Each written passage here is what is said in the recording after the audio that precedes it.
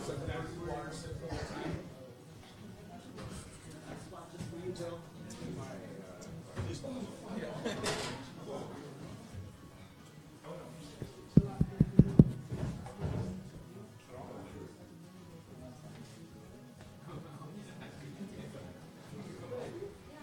this your water?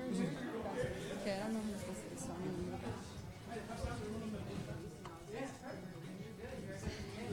Actually, that's probably not a good place. You just like to put it there.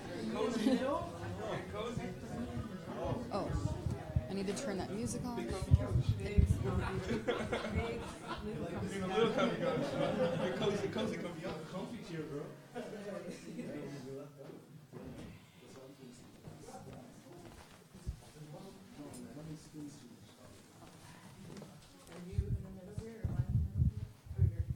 Yeah, I just sit on this thing.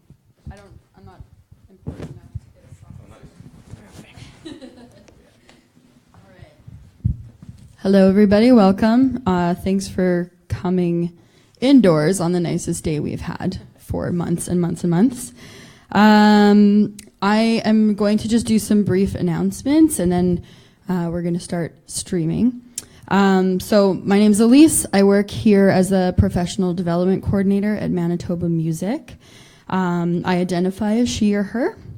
I would just, before we begin, like to acknowledge that we're meeting today on the original lands of the Anishinaabe, Cree, Oji-Cree, Dakota, and Dene peoples, and on the homeland of the Métis Nation. We'd also like to acknowledge the contribution of the Inuit people who have a strong community here in Manitoba. And just to note that we are live streaming the workshop. Any cooperation in turning off your Wi-Fi is much appreciated, because that just helps eliminate any glitches for all the people who couldn't make it.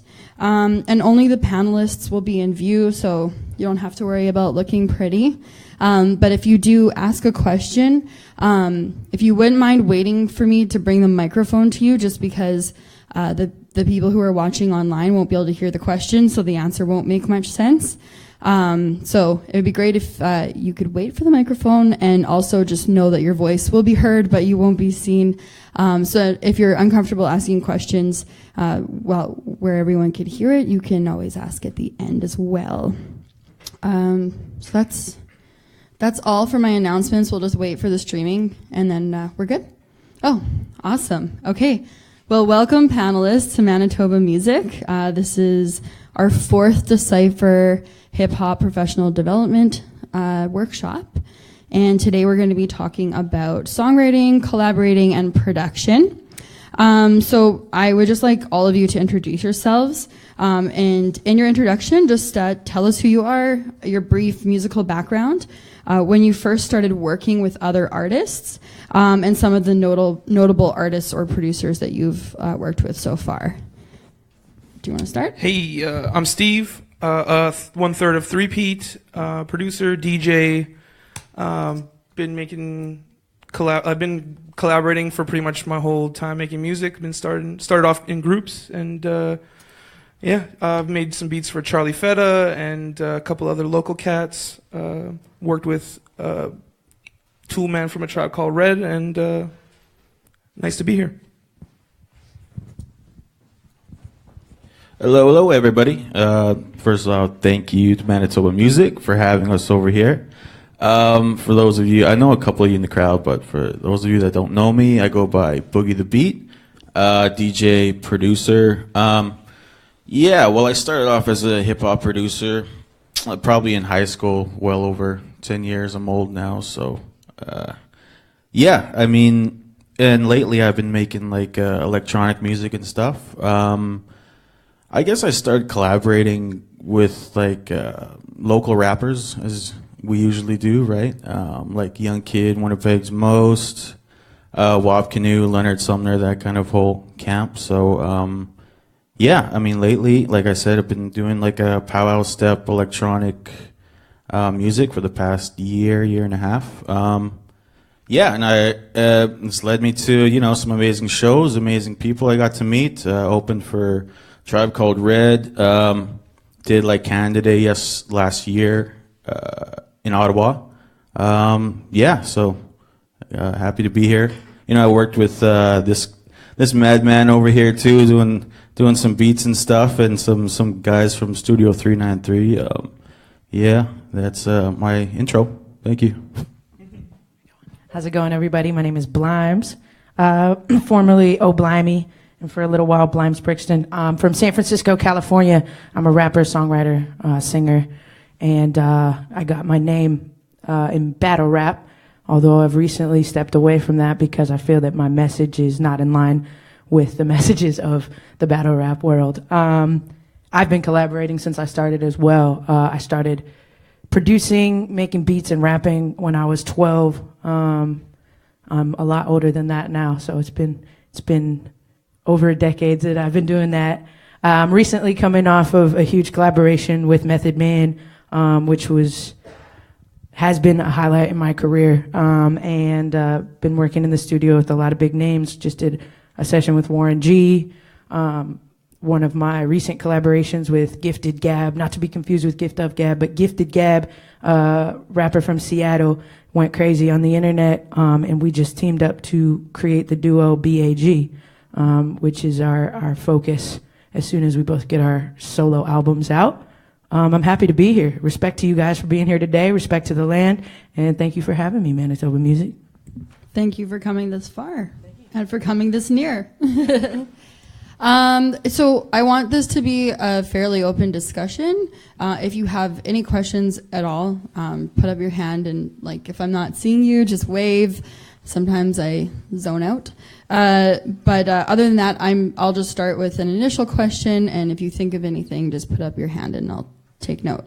So I just want to know from each of you, where do you find a network of collaborators, of producers, of other artists to work at, and how do you determine who you'd like to work with, and how do you go about finding them and contacting them? Well, I think our scene is kind of a little more condensed, so it's kind of easier to just know another artist to work with, or kind of link with other creatives in that way. But I mean, the internet, obviously, if you want to reach out to someone you don't know, I mean, the best way is kind of just do it and see if they respond, you know. And I mean, in terms of finding someone to collaborate with, or a reason why you want to collaborate with someone, is because you dig their stuff, you know. Like, if you have a common view in how the music is, or if you dig in the sound, then, you know, it's always a good idea to just reach out and see where they're at, you know. I can definitely attest to that. The internet has been #1 champion in my career. I think also, like, basically going to shows, shaking people's hands, showing face, creating that in-person handshake relationship, and then fostering that for as long as possible, and finding out when it works organically for you guys to work together without too much pressure, without too much. I've been experiencing a lot of entitlement in the industry lately, where people are like, yo, I sent you a pack of beats. How come you haven't listened to it? You haven't opened the WeTransfer file. What's going on? Do you not like this shit? Just tell me what's up in my shit. Like, what's going on? And I think that that's like entirely the wrong way to approach it. Especially, I think if you're a producer, I think to be as clear and concise and as accessible as possible to the artist that you're trying to reach out with, to work with, is going to work the best. You know, lately there's been like a huge influx in my messages of beats and producers, and I just can't get to it all. Especially not if you're sending me to a link, to another link, to another link to check out this, and that. You know, you should check this out. And I think if you just make it as clear as possible and just say, yo, I'm sending you an email. It has my top 3 beats on MP3, so you can listen to it on the go, on your phone, check them out. That makes it immediate. That means I can go to it right away when I'm not going to my computer, downloading a zip file, opening 100 beats, and then trying to surf through them. But definitely, I think that I'm more inclined to do so when I'm meeting somebody and shaking their hand and seeing face to face who they are. It makes a big difference. So I'm sure you guys have experienced a lot of that. Yeah. I mean, speaking like from a producer standpoint, coming up, I just wanted like everybody to hear my beats, right? I kind of like spam them out and this and that, and send them to like 20, 30, 50 different people. And sometimes, like you said, they'll never hear them. You know what I mean? But yeah, like you said, just shaking hands, going to shows, the internet. And if someone wants to work with you, then That's even better. If you want to work with someone, then they'll go out of their way to, they won't make you chase them down or spam them and things like that. And once it's a vibe, like it's gonna work. So yeah. And I didn't mean to say that persistence isn't key, because persistence is important, but to just for I think from an artist standpoint, I think to fall back on the sometimes people can be a little abrasive with their persistence, and to just, I think, be humble and kind, and just be like, I think we'd vibe really well together. And then in terms of other artists, just, I think appreciation of other artists works really well too. I have a question about the MP3 thing, because I've heard some people say they like MP3 files, and then I hear other people say, I don't want to necessarily download it, I'd rather stream it. So would you recommend like using something where you can download or stream? Right. So yeah, I mean, if it's easy, for sure. Yeah. I mean, if it's easily streamable, then for sure. But I think, like, for me, like, I'm traveling a lot, and for me, like, if I get that email and it's right there, MP3s I can hear on my iPhone, just like that, rather than a larger file that's been compressed and I have to go home and listen to it on my computer later. So yeah, and luckily later I want waves, later I want exactly. I want the full sound later, but I just want to get a taste and like see if I'm vibing. Shoot me an MP3 to my email. Yeah, luckily we have things like SoundCloud where you can do private links and private downloads and things like that. So for sure. If that's your wave, then that's a good way to kind of get the beats out there. I've personally been sent beats as a rapper producer, like sent beats that way, and it works the best. You can pull it up on your phone when you're at the crib. You can pull it up on the computer. You want to record a reference or whatever. So, I mean, there are ways to do it. All you got to use is that Google machine, Yeah. Definitely. Google's a great resource. I guess you could attach the MP3s and be like, if you don't want to download them, here's a streaming link, and then cover all your bases that way. For sure.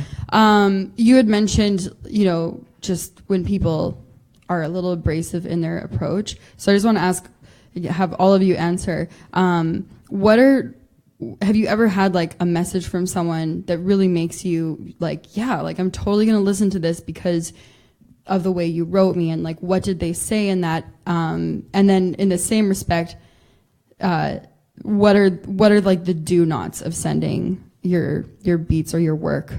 What don't you say? I think like a good way to kind of do it is just be genuine about it. You know what I mean? Like you can really feel when someone's honest and genuine. I think that's what I kind of look for in a human being, not only just like an artist or a producer, or rapper or whatever. Like just be real with it. Don't I think the worst thing is sending out like a mass blast email. You know what I mean? Like here's some beats. You know what I mean? Like I dig your stuff. Never really heard it before or whatever. You know what I mean? Like. So I think that just be honest, be genuine, like you really feel it. It's like about that connection. It's like try to make that connection, that one-on-one connection that you had in person. Like give that feeling that you really, really do appreciate what they do, and like what you want to contribute to that vibe. I guess just be real about it. Genuine, and you can tell like in a message, or if you're talking to somebody face to face, that they. They're serious about working with you, or they're serious about collaborating on something. But at the same time, like I get messages too, a Facebook email. It's like, okay, I love your beats. How much? Here's the price. Transaction done. Like it can work both ways. I mean, it all depends like how you handle your business and that kind of thing. If you're into collaborating, if you're into building that way, like from the ground up, or you just want to sell beats, or just want to sell your music and get it done that way, whatever, just hustle, Yeah, definitely. I think most recently, like the people that have caught my attention the most in terms of collaboration have been people that walk the line correctly between giving the right amount of information and too much information. I think that it's very easy to get carried away and saying, I've done this, I've done that, I've done this, I've done that, I've worked with this person, it's really good if you work with me, like I have this is mutually beneficial and I have all this to offer and da-da-da-da-da.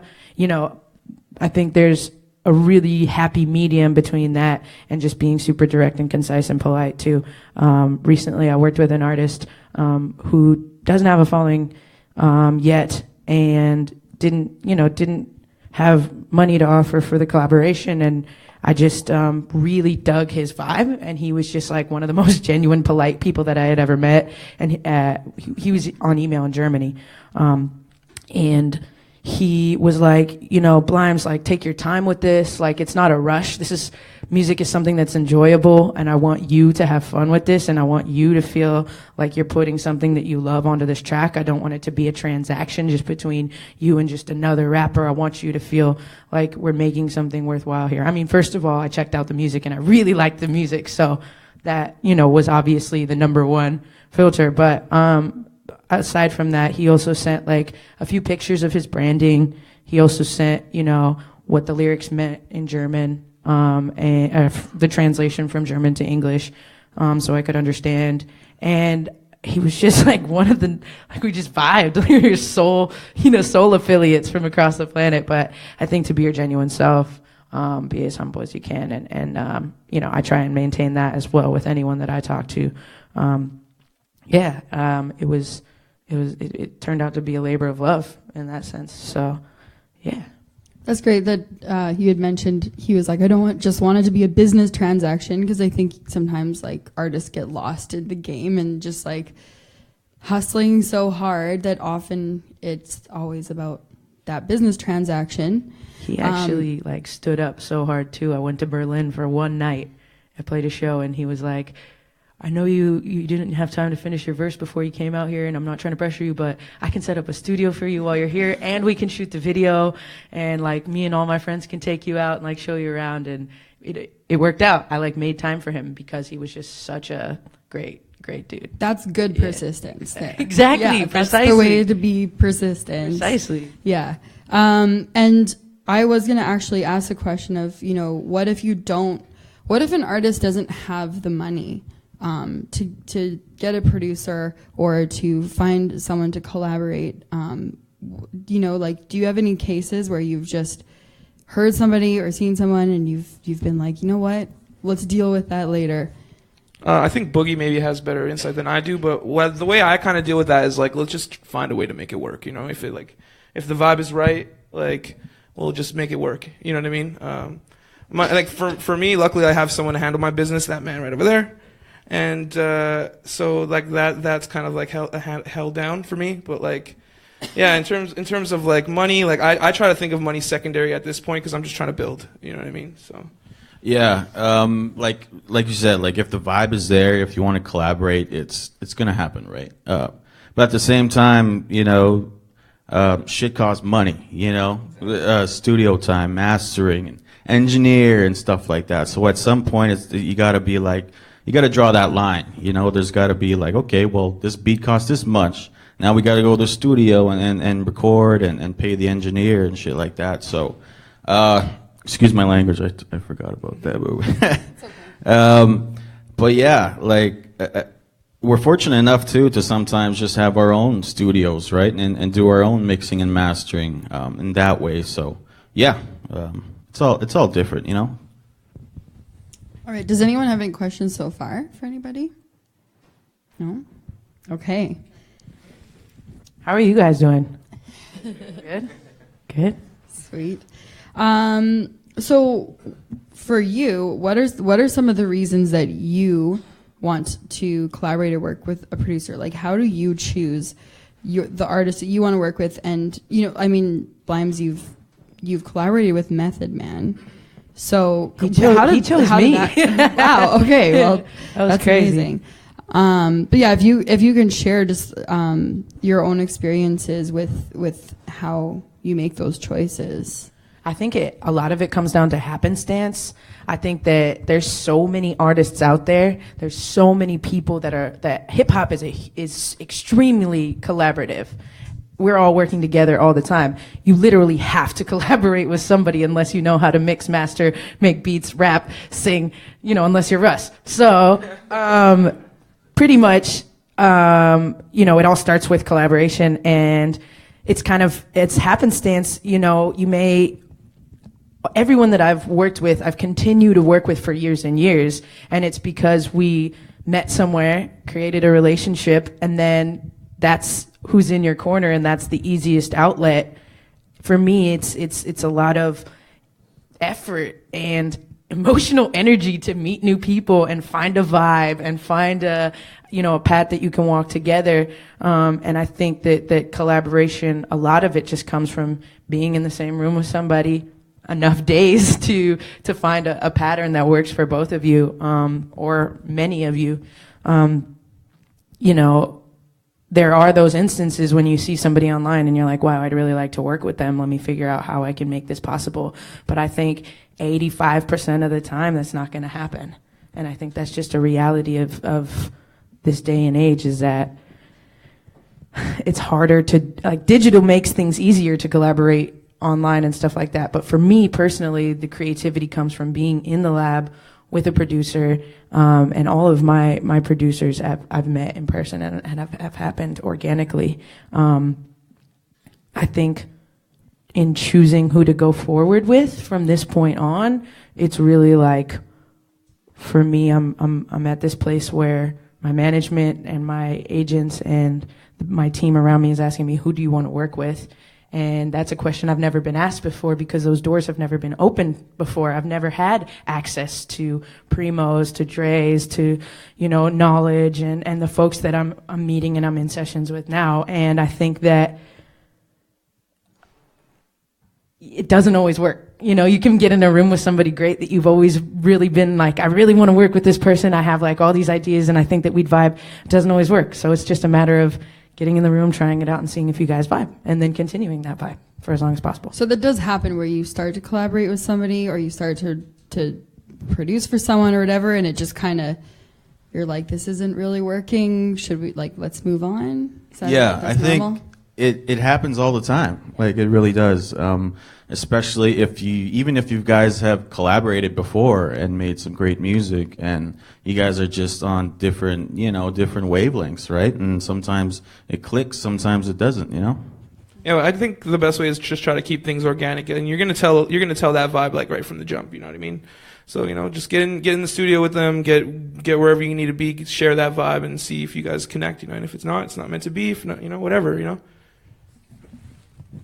I think a lot of my sessions turn out to be almost a therapy session, in the beginning, where we're both, I really like to get really open with my producers so that we can come from a place of vulnerability together and then approach the songwriting from that place. And so I feel like I can't just hop in the booth or just hop in the studio and just start working on music. I really want to get open with you. I really want to get a vibe. I want to know who you are, where you come from. Do we relate? Do we not relate? Is that something that we can draw, inspiration from, on whether we relate or not, on some of the things you've been through, some of the things I've been through. I think that's such an important part of songwriting, is the story, where you're coming from. And I'm not just telling the story by myself. The producers I'm working with are telling the story as well through what they're offering and putting on the table musically. But yeah, I love to be a part of the whole process from start to finish. I really prefer to get in the studio and make a beat from scratch. And just go from there, because it's collaboration for me is the highest form of artistry, because you have the melding of minds. So yeah. Cool. I have one question over here. Just give me 1 second. Hi.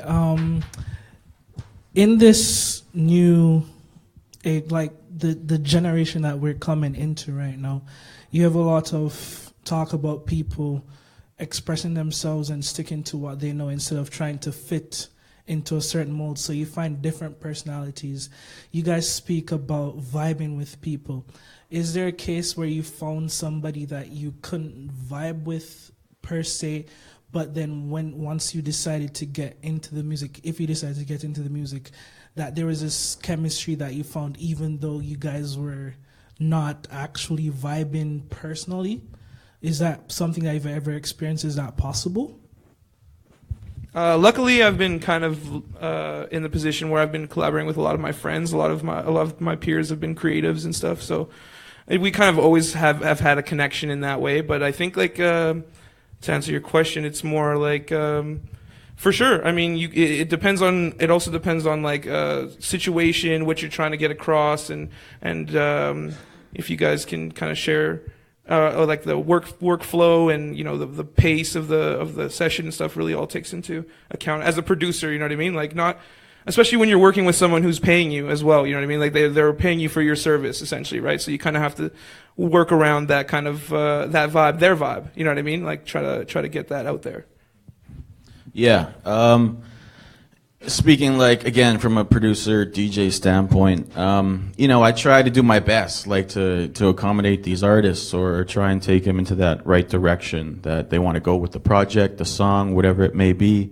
But yeah, sometimes we'll be cool, right? We'll be vibing on the same wavelengths, and until we get to the studio, then it's like, okay, what do we do?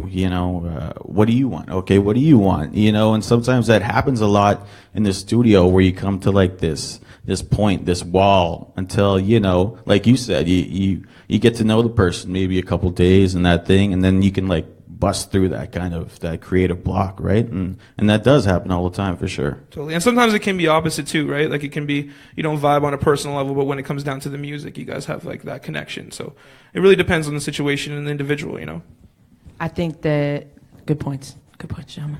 I think that that persistence comes back around.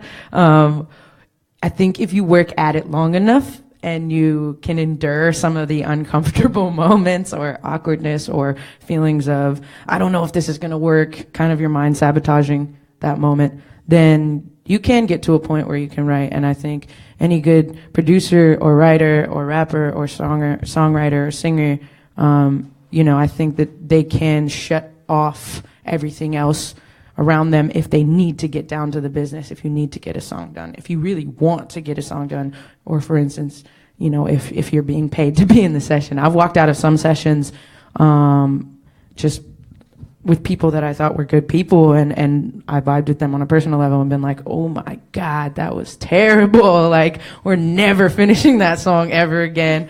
I've also walked out of some sessions where I was like, man, that dude was weird, but the song we made was amazing, or man, that chick was off-putting, but the song we made was fire, And I think that, we're fickle beings, we're creatives. I think that we all just, sometimes we need the right mode, we need the right environment, we need the right vibes, like we've been saying repeatedly, but, it's a matter of whether you're willing to push yourself past that threshold of uncomfortability and keep going, is the question of whether it'll turn out and work out okay. So thanks for your question. So I want to move a little bit over to the actual songwriting side, the writing of the material. I'm assuming that all of you get writer's block once in a while. In those moments, what do you do to overcome that?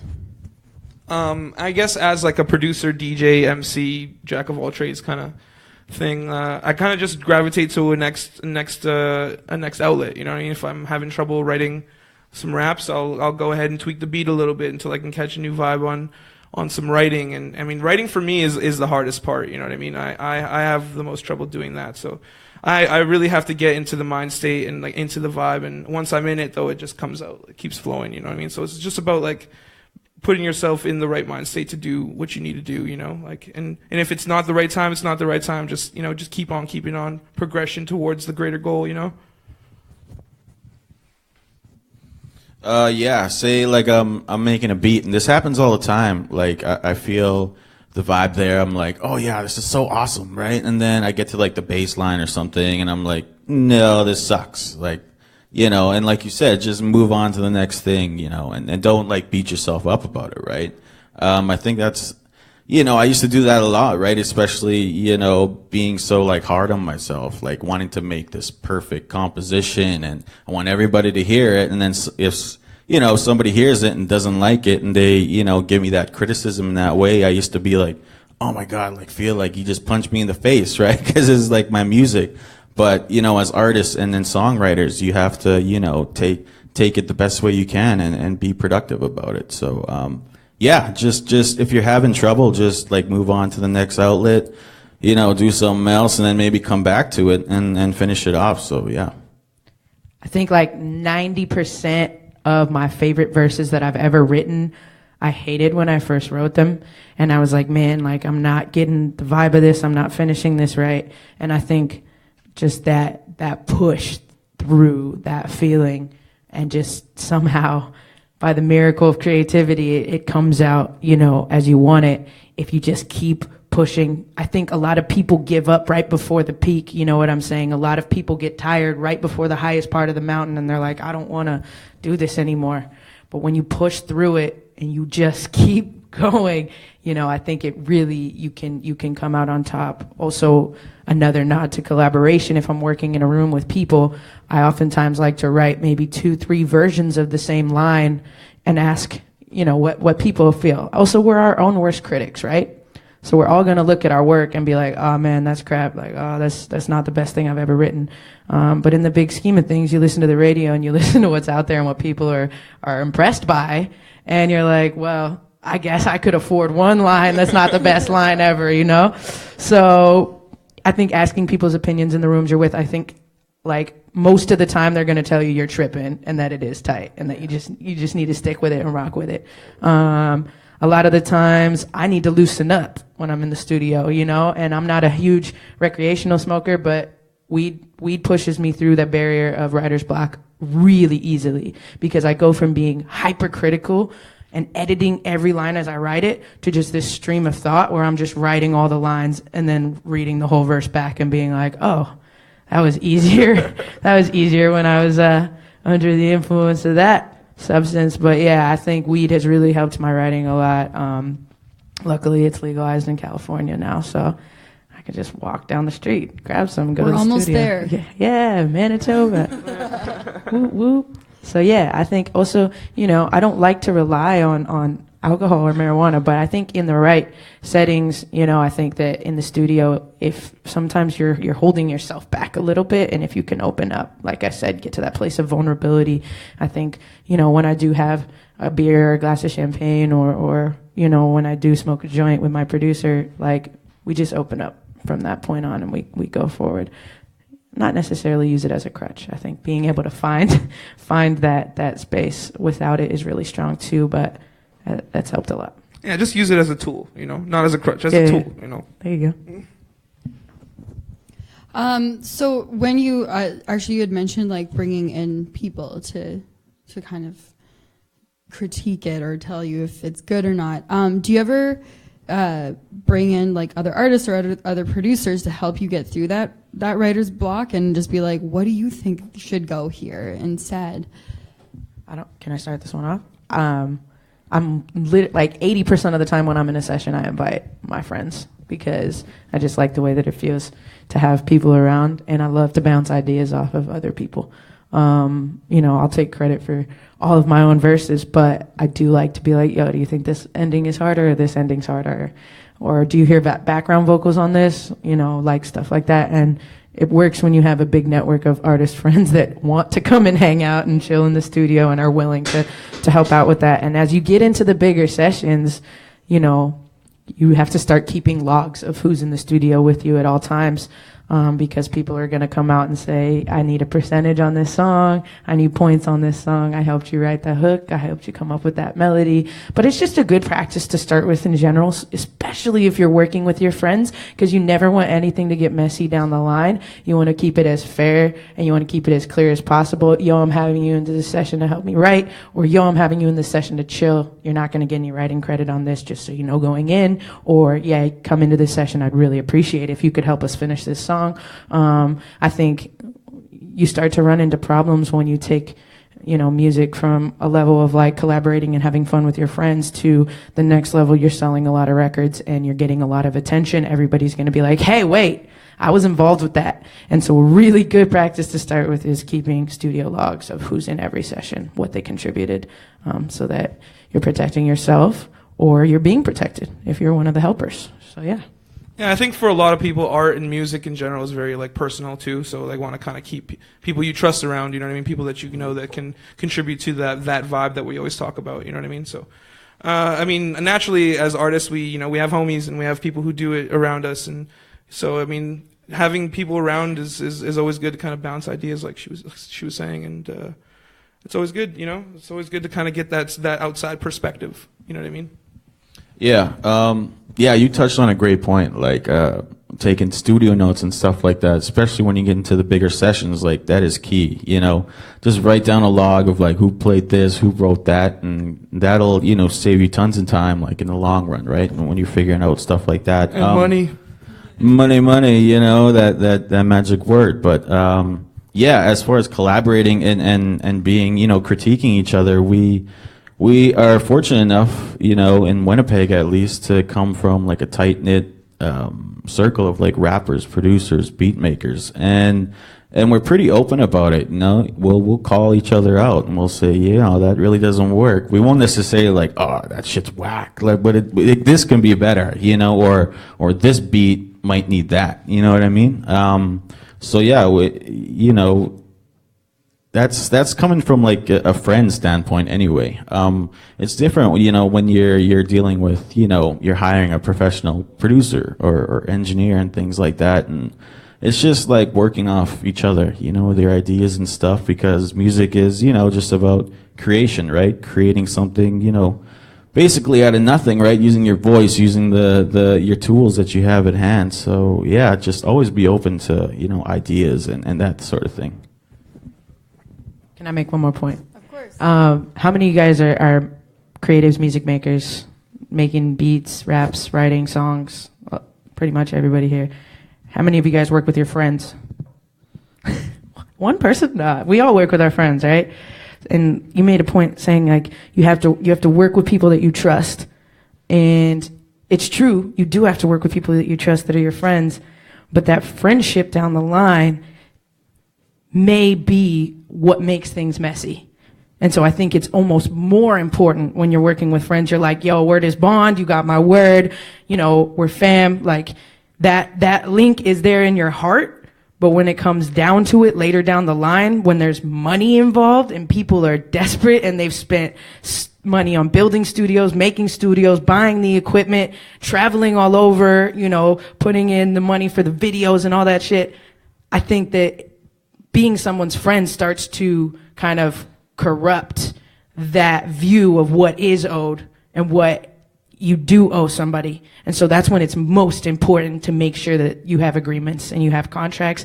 And I think we need to get in the habit of making the money conversation or even the percentages conversation, if there's no money involved up front, the back end conversations, we need to get in the habit as artists as not making that so difficult and so pushed away, because that's what's going to save our friendships in the end. It really is. So keep that in mind when you're working with your homies. Let's just talk about it right now. Let's get this out of the way so that it's clear, so that, you know, 5 years down the line, we're not beefing, we're not remembering incorrectly what happened, you know, or I said I'd do this for you and I didn't, or whatever, you know. So I think it's really vital and important, and something that I've dealt with recently, and it's hard. It's hard to be like, yo, we're friends, and like, but I feel like what we discussed before was unfair and I've changed my mind now. It's really difficult. So you got to get it in writing. Yeah, that's actually a really good point. I know it can get really messy and nowadays with, you never know what's going to make a song take off. Like, you could put it up on Spotify and some playlister just randomly likes it, puts it on a playlist, and suddenly it explodes. So you don't know. You might be like, you know, well, what is this going to be? I'm just starting out, but you really have no, like, if you're putting it out there to the world, you have no idea. So I think that's really interesting. And I was going to ask, that was one of my questions, is like, how do you deal with that when you're writing with other people, when they're in the studio with you? So yeah, the studio log, that makes a lot of sense. Do you have? Yeah, just make sure your business is right. That's basically what it is. You know, I agree. Like, we have to make those conversations more common, more out there, because it's true. Once you start putting music out there on Spotify and on these streaming services where you can actually get some revenue back, you need all those credits. You need to make sure that everyone involved is getting theirs. You know, essentially, because like at the end of it all, you know, the song blows up or whatever, like, there's going to be people knocking at your door. You know what I mean? If they're your homies or not, you know what I mean? Because you're going to see you pulling up. They're going to see you looking shining. You know what I mean? So. They're going to think they are. Yeah. Exactly. Awesome. So I was wondering how much time each of you spend actually creating and writing in any given week? And because that's a really important part of being an artist, but sometimes it's hard to do. All the time. That's a 24-hour, 365 job. You know, like, I mean, and if you treat it that way, you know, you're gonna see the reward, see the return. You know, like, and it's about passion. You know what I mean? And if you're passionate about something, you're gonna want to do it regardless. It's not gonna feel like it's working. You know what I mean? So, I mean, as like, seriously, all the time in the studio, when any free hours that we have. I mean, I can say this for myself personally. Like, any time that I have, I want to be contributing towards, like, my craft, making more music and making those connections and making sure my business is right and all that. You know. Yeah, likewise, all the time. Especially, you know, trying to be a beat maker, DJ, perfect your craft. Like, I was a beat maker, producer first, and then I got into DJing, and then, you know, I'm like spending hours like in my bedroom just, you know, learning the turntables and stuff and how to beat juggle and things like that. And it's a different realm for me, right? So yeah, like, just keep grinding away, keep making the beats, especially if I have, you know, spare time. I got my laptop, headphones. That's pretty much all I need, you know, and just create. So yeah. The job's never done. Ever. I work in binges. I up until a couple months ago, I was working like 3 jobs and making music. So I would go on binges for, like, I'm working these months as hard as I can and making as much money as I can. And then I would go, all right, I'm going to finish my project that I've started writing here and there when I found inspiration. And then I'm going to be in the studio for these 3 weeks, and I'm going to use the money that I've saved and collected to survive during that time and pay studio fees and production fees and all that, etc. I think when I was younger, I used hip hop and I used rap as like a huge outlet for my emotions. So when I was younger, I was writing all the time because I was super outcasted and I didn't fit in. And, you know, I grew up, you know, way different than all of my peers. And I just wanted to, I didn't grow up different than them, but physically I looked different than them. And I wanted to, you know, use music as a place to escape to. So I was writing a lot more. I'd love to be writing all the time now, but as a artist that performs live, so much more of my time is going towards traveling, practicing, showing up for the shows, doing interviews, doing email interviews, doing spoken interviews, doing coming here, which is awesome, you know, but as the more business oriented you become, the less time you have for creativity. But I'm in this really interesting, you know, transition right now where I went from working all the time and then trying to squeeze in writing, and then the middle of that and the end game, which is hopefully just having hella time to write and make music and all the time to make music, was going from working and writing to what has been the last 6 months, which is having to put so much effort into the business side of it, the opportunities knocking, finding lawyers, management, you know, the right booking agent and all that, to where recently I haven't had any time to write. But doing all this to get to the point where those people can handle all that stuff and I can have the time to write. And when I do have the time for that, I can't wait to be creating 24/7. You know, I often wish that I was a producer so that I could make music on the go all the time, so that I could be on the train making beats, so that I could be on the plane making beats, you know, so that I could be anywhere and creating. And I might dabble in it one day, but I can't write raps in public, so I can't be sitting at Starbucks in between meetings writing raps as easily as I would like to, you know, in the studio or whatever. So yeah, I think the job is never done, but I'm not always writing. I don't get to do that all the time. It's a bit of a tough balance, isn't it? Yeah, you just have to find the time between your schedule. I mean, like, I'm sure all of us, we work jobs, you know what I mean? So at the end of the day, you just kind of have to make the time for it and figure out when you can get it done. You know what I mean? If it really means something to you, you're gonna make the time for it, you know?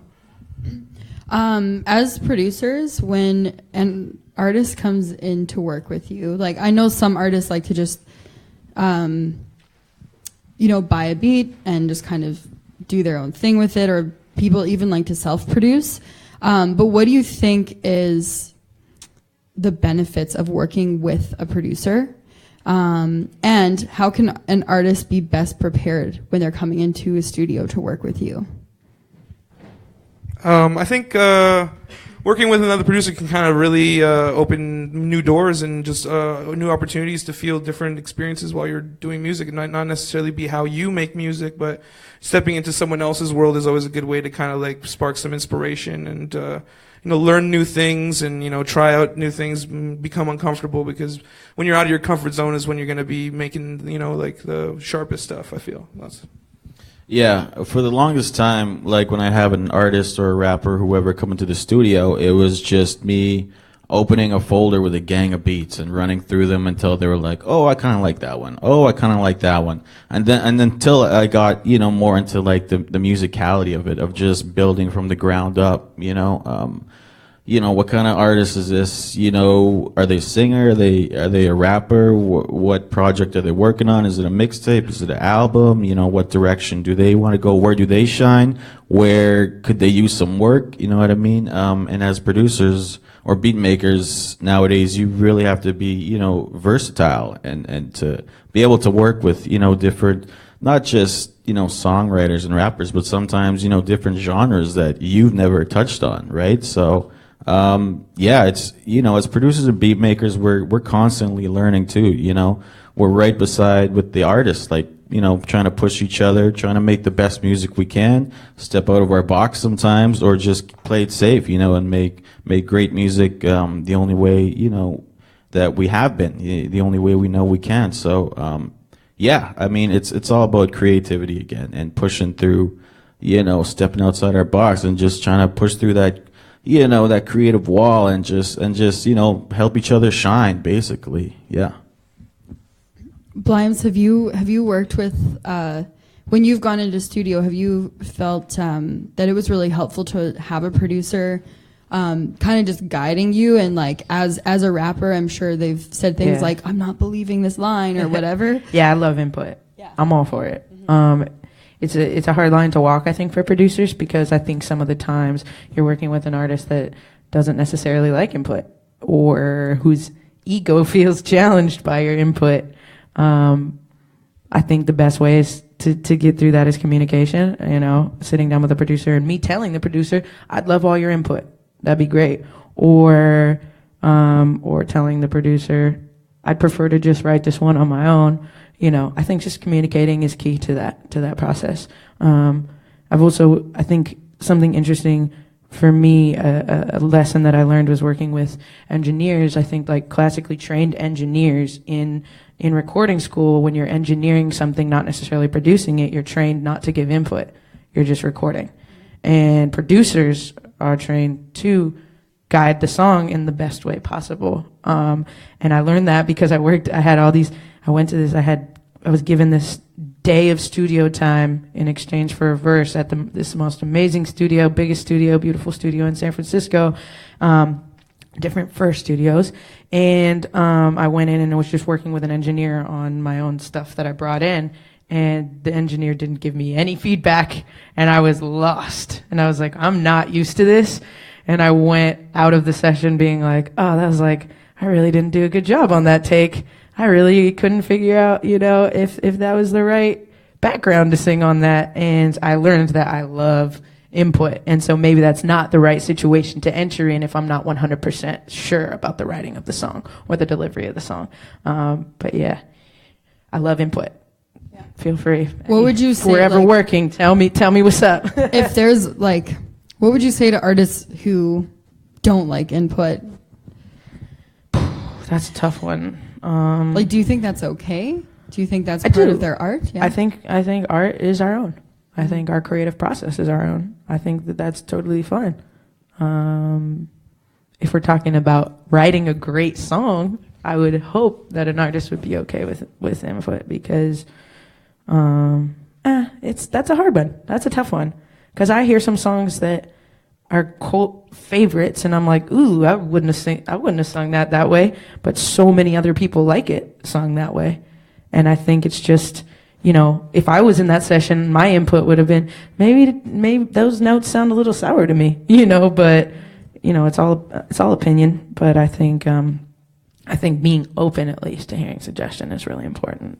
Yeah, I think as producers, I think we could probably attest to this, but we just want to make the best thing possible. You know what I mean? Especially if we're working with an artist, right? So like input is like a big part of that. You know, like if I feel like this should kind of be this way, or if I have an idea, like it's always good to kind of just like take it in and maybe give it a shot, try it out. You know what I mean? And if it's not necessarily what you wanted, then go back to your original view, because it is your art, like you were saying. You know what I mean? It's very personal, right? So. And I think being comfortable enough to tell somebody, your idea was like, cool, I hear you. I'm gonna go my own way on this one is really important. I've run into some issues there where I've kind of, fallen victim to my own like insecurities, where I've been like, oh man, maybe they're right. But when I get home and I hear it and I'm like, nah, I wanted it the other way. I think being able to, as a woman especially, being able to have that voice, find that voice, and stand strong behind that voice and be like, no, I wanted it that way, is perfectly fine and needs to be like okay and normalized. Totally. I've had that experience in the studio where I was told to like cut out this whole part, and I did it. And then when I was listening to it back, I was like, that's no. Shouldn't have now listened. I need to go back in and re-record the vocals on the whole thing. It's hard. It goes across the board, from writing a song to producing a music video for it, to your social media, to your branding. 100%. It's all across the board, So make sure that you stand strong, ladies. Hold your voice. Make sure that you're heard. And don't feel like you have to falter just because someone's telling you that they think it should be another way. Totally. And I liked what you said, Steve, too, about just trying it out. Like, not necessarily like that's what you're going to keep if you do it, but just give it a try. For sure. That's and important. if it doesn't sound as good, then just yeah, luckily we record digitally primarily now, you know what I mean? So it's not like we're wasting money on tape and takes, and like a lot of us are self-sufficient in our studios too, so it's not like we're burning time either, you know what I mean? So luckily, Does anyone have any questions at this point? You guys got to. You have to. Or are we just covering all of the bases here? I feel like I have a great list of questions, and if no one else is asking anything. I think that's pretty much all the things that I had written down. I feel like there's been a wealth of information you've given us. And just kind of, I'm not even in the hip hop world, but I mean, I've taken tons from this, and just like hearing about all of your different efforts and stuff is really, really cool. Okay, now we have some questions. See, I knew if I just started blabbing on, it was like, everyone's like, let's shut her up now. Okay. So going off something you were saying earlier about working with just an engineer who's not a producer, I guess I've had that experience where, or I guess the producers I work with, they're also my engineers, but I guess going forward for my next project, I'm already thinking who's going to be my team. And so in that case, you would probably now bring in a vocal, I'm a singer, so I would try to find a vocal producer to bring in with an engineer if that's what their job is. Like, you'd probably just have to find that totally team. Yeah, I think so. Are you working with producers from the ground up, or are you picking beats or picking music from somebody? I do both. I've done both. You've done both. Okay, yeah. I think that if you're picking music, taking it to a studio and recording over it, then you're going to want somebody in there that's going to give you input on writing the song and the arrangement and your vocal production, right? And if you're going to work with a producer from the ground up, you find somebody that's willing to get their hands dirty and who's willing to give you that input. I think for a singer, I would personally love to have a vocal coach in there, if it's in the budget, if I'm able to, or if I have a good friend who's a great singer and I know that they're willing to do it in exchange for your time or whatever in some kind of way. But yeah, definitely if you're just going to a studio to record and buy time there, I would bring in somebody who's going to give you input and don't rely on an engineer to give you input. Some engineers are comfortable with it. I'd ask them beforehand. Communication is always key. Are you comfortable with giving me input as I'm recording? Cool. Are you not? No? Okay, I'm going to bring somebody or find somebody else who is. Cool. I think you guys have a lot to share with us too, so feel free to just give us your input on this stuff, I think. Is that cool? Yeah, also, just in answer to that, a lot of producers are also, they do the engineering as well, so it's nice to find someone who does both. Get you somebody who does both. Yeah. My question is, if you're starting out making beats, like, what's some advice that you would give? Because like just to like speed up that like learning curve and everything. Because I'm sure there's some things some obstacles that come in the way of every novice beat maker.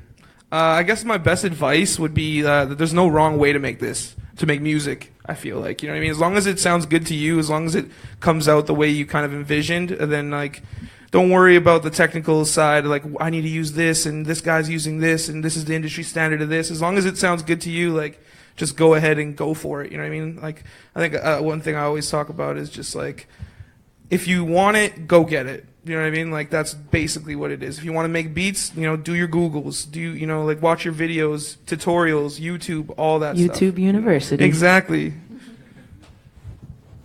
Yeah, like I learned a lot off YouTube too, right?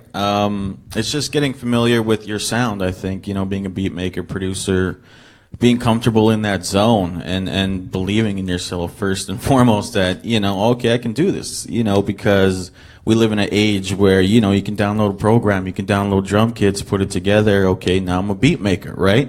And, you know, and just, you know, grind off that, and then you can start, you know, getting into the programs and buying VSTs and buying drum kits and that sort of thing, yeah. And I'm not assuming, I don't mean to come from a place of assumption that you're making beats for artists to rap or sing over, but just say that you are making beats for artists to rap or sing over. I think making sure that you like it is part of what's going to push you to find the people to get on it. So that, yes, that's very important. But I also think oftentimes I hear beats that producers are wanting to, you know, have me rap on, and I'm like, man, everything's peaking and this is all over the place. And I think being a perfectionist while you're making it, you know, just referencing songs that you hear on Spotify or like you would hope that the artists that you're working with want their stuff to make it to a higher level, want their stuff to be heard on Spotify, want their stuff to be heard on the radio one day, right? So you want to make music to that standard. I know lo-fi is really in right now, and I think that there's, you know, a way to do lo-fi music so that it doesn't sound like, you know, it's completely peaked out and washed out and stuff like that. But I think just really referencing songs that you like and making sure that sonically things are sitting in the right places and stuff like that is really important too. Yeah, that's totally a good point, because you want it to be, you know, sounding as best you can, obviously, but it comes with time. You know what I mean? All that tweaking, all those understanding frequencies and peaking and mixing and all that stuff. Like, eventually you'll get to the point where it's like that's the main focus. First, you got to put a drum and a kick and a snare. You know what I mean? Get a groove. Get the groove going. You know, chop your samples, play your music, whatever it is, and then eventually you'll start noticing, okay, like, now it's time to make this thing shine, you know? So it just takes time. It's practice. We talk about practice. Yeah, just to elaborate on that too, it's important to not overproduce it at the same time too. Like, I've been, you know, guilty of this. I've been, you know, at one point making a beat with like 10 different instruments in it, right? And there's like, you got to remember to leave, you know, if you are producing for rappers or artists, to leave a pocket for that lead vocal, you know what I mean? Because that beat essentially is just, you know, it's acting like a spaceship to carry that artist or that vocal, you know, to where they want to go. So just, you know, keep that in mind, not to have like 25 different synths and instruments and this kind of thing, because it's easy to do that because you're just making a beat by yourself and you're like, oh shit, this needs that, and keep adding. But at the same time, sometimes like simplicity is the best way to go, you know, in making beats. So yeah. All right, this is your last chance. Okay, perfect.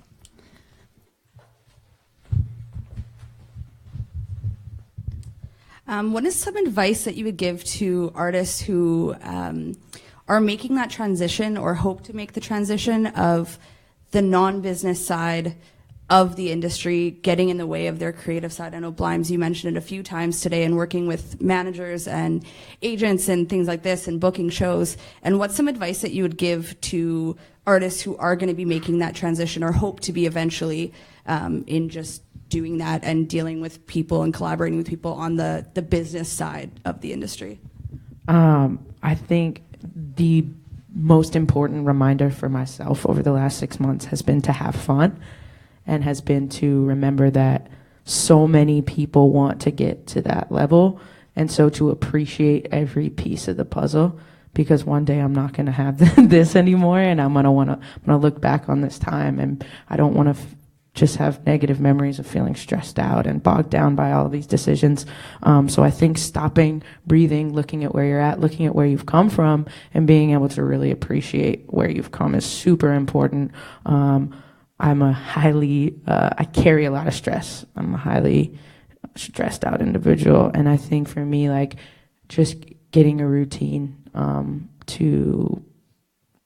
together to remind myself every day of who I am and what makes me me, you know, whether that's exercising or meditating or writing my gratitudes, being grateful for everything that I have, or writing in my journal or writing raps or whatever, just doing something that defines the best version of myself every day keeps me sane in these times. But I think advice for making the jump to the next level and making, you were asking about making time for creativity while doing that, I think is being a strategist and figuring out, how am I going to get these bills paid? How am I going to make these decisions and still make time for the music? So busting a move, you know, picking the job that's going to pay you more, you know, strategically, so that you can work more on writing that month rather than going with a job that's more secure or whatever, and having less time to write. I think it's really just strategizing, which gets exhausting and it gets, you know, emotionally draining. But I think once you're through that point, it's going to get a lot easier. Stay headstrong, stay aware, and don't let the pressure overcome you. I think just remember that you're here for a reason and that you're going there for a reason, and have confidence in why you're going there, because this is what you want to do. This is what you're meant to do. And remember that you're here for a reason. So, yeah. All right, we have another question here. Hey, that one's more for you, because you run your own label. So I was just wondering what collaboration maybe looks like from that point of view, because I imagine that it's less from the artist point of view, and like how involved you are in your artists and everything like Absolutely. I started running a label because I looked around me and I saw that all of my friends were amazing artists, and a lot of us were girl artists, female artists, or non-binary voices. And I looked around and I was like, whoa, we're being completely underrepresented and completely underserved, and we're making a lot less than our male counterparts. And so I said, I didn't want to make a label for myself. I wanted to make a label for everyone around me, so that we all had a platform to be heard on. I was starting to realize that my voice wasn't being heard as loud as it could, and I knew that if I teamed up with my sisters, then our voices together would be much louder and make a bigger wave. So that's been really important in collaboration. I think also not from the artist standpoint, but more from like an A&R standpoint, or, you know, a label standpoint. I think just finding all the pieces of the puzzle, so it's not so much musical anymore. It's finding dope directors, it's finding dope designers, it's finding dope venues, it's finding, you know, people that are business minded that want to come work on the team at Peach House. It's finding, you know, clothing, you know, companies that we want to work with to put out merch for our artists or our parties or our releases. It becomes so much more of the administrative part, but I think that along the way, as creatives, we all tend to kind of dabble in some of that anyway. So it's a really fun outlet for that, because I get to make those decisions and meet with those people. I also try and, you know, uplift and provide a space for female voices to be heard outside of music, where you're not directly hearing the lyrics and the words or the beats or the music of female artists, but you're seeing the vision. You know, you're seeing what that looks like on an Instagram story, or you're seeing what that looks like in a music video, or you're seeing what that looks like, you know, in a t-shirt design. And it's a really fun avenue to explore. It's also very time consuming. And since my music has started to go in a much more active direction, I've had to kind of fall back on A&Ring, which has provided me the space to collaborate with a lot of other females and put my head together with other girls that want to work with Peach House. But yeah, I think from a label standpoint, you become a hub and a support system, and you have to be ready to, you know, give advice and give direction and it's taught me how to be sure and how to be stern and how to say, this is what I want, this is what my artist needs, this is what we want. But yeah, it's very collaborative in that sense as well. Okay, before I wrap up, does anyone have any other questions? All right, yeah? Okay. Okay, so when working on some kind of a production, whether it be like a song or a beat or whatever it is that your creative outlet is, how do you know when it's done? You really Yeah, don't. you really don't. You don't. That's where like outside opinions come in handy too. You know what I mean? Because like Boogie said, you can just layer a whole bunch of stuff on a beat and keep going forever and always. You know what I mean? But sometimes it's good to kind of like, you know, get someone else's opinion on where you should draw the line. Essentially, you know what I mean? Especially making beats too, because I mean, I'm an MC, so I have that in mind, like leaving the pocket for the MC and kind of letting the beat breathe a little bit. But like for sure, I could see how that might be an issue. Yeah, I think a big point too is just learning when to stop, you know, when to put it down or when to bounce down the beat, right? You know, being a beat maker, a producer in the studio, you're listening to that beat like a couple hundred times, looped over and over and then you know, it's almost like a form of torture, right? Like they're blasting the same music at you. But yeah, like you really never know. Honestly, like I listen to music I made years ago, and I'm still like, oh, okay, this could have used that could have used that, and that sort of thing. Yeah. I think after it's done and you still like it, that's how you know it's good. You know what I mean? Like, it's like literally impossible to listen to a song that I've made and not been like, this needs this. Yeah. 100%. Every time I listen, I'm like, this needs this. There's also the opposite conundrum where you have demoitis, where you make a track, you like the way it sounds, and that's the scratch version, and then you get into the studio to re-record the vocals better or to enhance the beat, and you go and you listen to what you did it all the technically right way, and you're like, man, I like the first version, and the vocals were peaking, and, you know, we lost the stem on the drum, and, you know, all that stuff. It goes both ways, but I think just have to push away when you're satisfied enough, when you bump it in the car and you bump it on your headphones and you bump it on other people's stereo systems and you annoy your friends and you're like, listen to this new thing I made, and you know, you can feel comfortable with the mix and the lyrics. I think it's necessary to flex those push away muscles and just step back and enjoy what you've made. Actually, with that question, I'm wondering if you perform the music first before actually recording it, and then so that because for me, I always feel like when I go and perform to an audience, sometimes I think a song's really cool, and then I'm like, oh, totally lost energy. Do you find that that's the best thing to do, is to go perform it to an audience first before you go and record the final? It can help. I think for me, I deliver the song way better when I have the lyrics memorized. I don't really have that. These days, I don't really have the luxury of doing that, because the sessions that I'm usually in, you know, we're trying to get a song done, we're trying to put it out, or I'm working with a producer that may not be available for months after that or whatever. But I know for sure that when I have the time to marinate on that verse or that hook or perform it to an audience and see how they respond, then I can record it to the best of my ability from that point. So I would say, yes, do it. I would always say do that if you have the time and you have the resources to do so. Yeah, I think coming from 3P, we performed our EP like 30, 40 times live before we even went and recorded it. You know what I mean? So like we had that all like down pat when it came down to recording it and all that. So we were really comfortable with our songs and all that. And that's just kind of how it worked out for us. You know, we came together, we made these songs, conceptualized them, and started getting shows, started performing them. So it really depends on the situation. Like there are a lot of songs that, you know, you just make and then you want to test it out live, or you don't feel it's ready to be performed live yet. And it's like demoitis, you know what I mean? Like I sometimes I want to be performing those demos live, but I know they're not going to hit. Yeah. You know what I mean? So you got to take the time, take a step back, listen to it, marinate on them sometimes, and sometimes it's just good to kind of bring it out there, let people hear it, you know?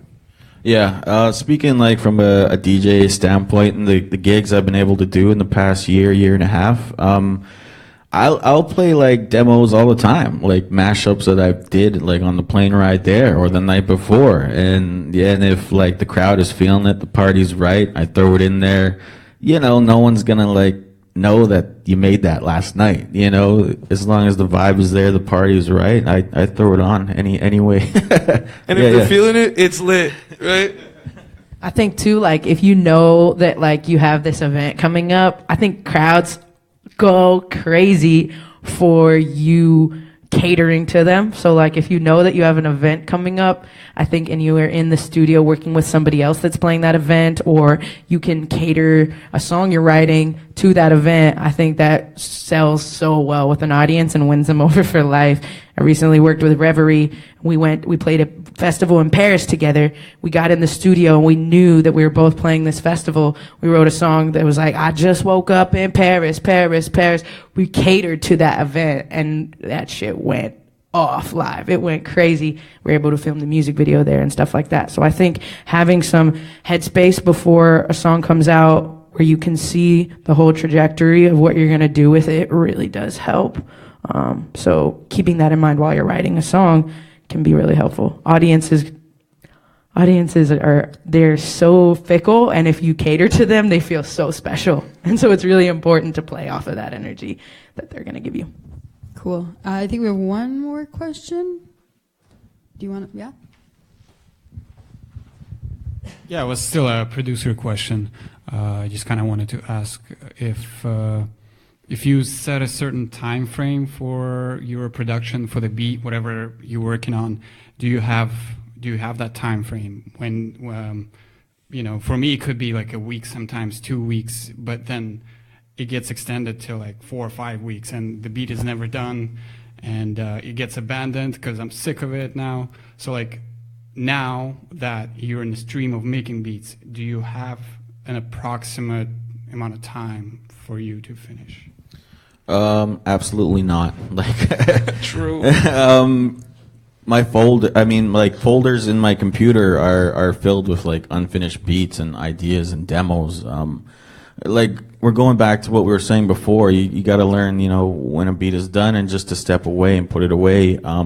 But I could finish a beat in like 15, 20 minutes, or it could take me like a week coming back to it, that sort of thing. So, I mean, it just depends, on your workflow and your time schedule. And we can't all be there, 24/7 working on music, right? And some of us do have that luxury, but, a lot of us don't.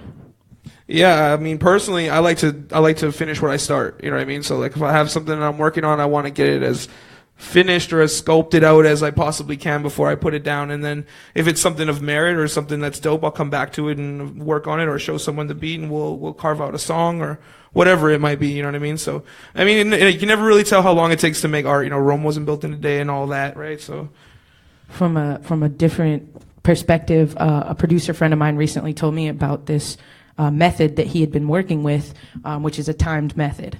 And there's a formula breakdown for there's an app that you download per se, or a workshop you go to with other producers, and everything is timed. So you work on main synth this long, you set a timer on your phone and you work on it that long, and then you stop after that, and then you go on and and there's directives on what to work on next. Then you have melody or whatever, then you have your drums, and it's all timed into portions, and you have your bass line, and it's all timed, so that way you're using your time efficiently, and whether that beat's going to get used or not, you didn't spend more than 3 hours on it, or you didn't spend more than 2 hours on it, or whatever, and then you can move on to the next one. And not everybody can work in that way, and a lot of people want to work on stuff for as long as they can. But if you're one of those people that wants to be the most efficient producer you can possibly do, and do 10 beats a day, do 5 beats a day for 3 summers like Kanye, then maybe something like that might work for you.